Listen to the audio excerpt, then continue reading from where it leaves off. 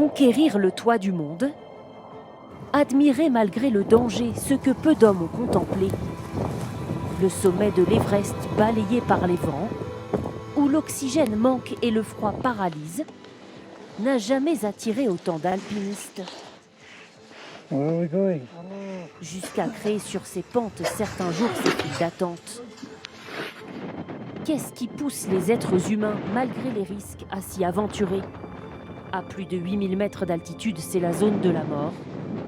12 personnes ont déjà perdu la vie en voulant gravir l'Everest, rien que depuis le début de l'année. Quelle dose de folie faut-il pour oser défier le roi de l'Himalaya? Au pied de l'Everest, sur le camp de base, ces deux Américains font partie des héros de la saison. Ils viennent de gravir le sommet, plusieurs heures d'ascension. C'était magnifique. Le temps était dégagé, il n'y avait personne, la vue était magnifique. C'est le sommet du monde. Ce consultant, passionné d'alpinisme, rêvait de l'Everest plus que de toute autre montagne. L'idée de me dépasser, d'aller toujours plus haut, de savoir jusqu'où je peux aller. C'est ça qui m'a mené au sommet.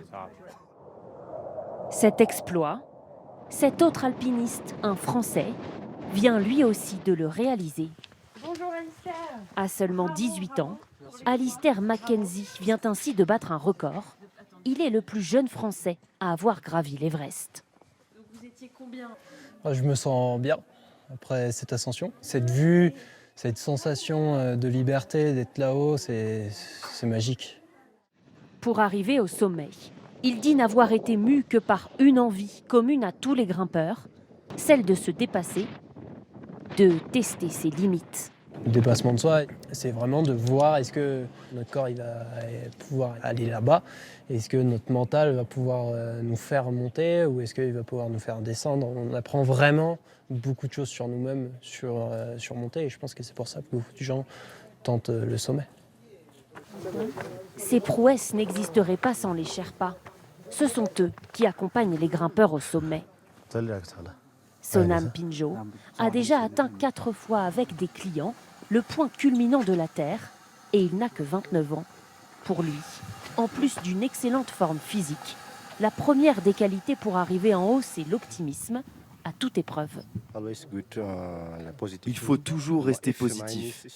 Si le mental est là, le corps automatiquement suit. Et une fois là-haut, c'est une joie immense.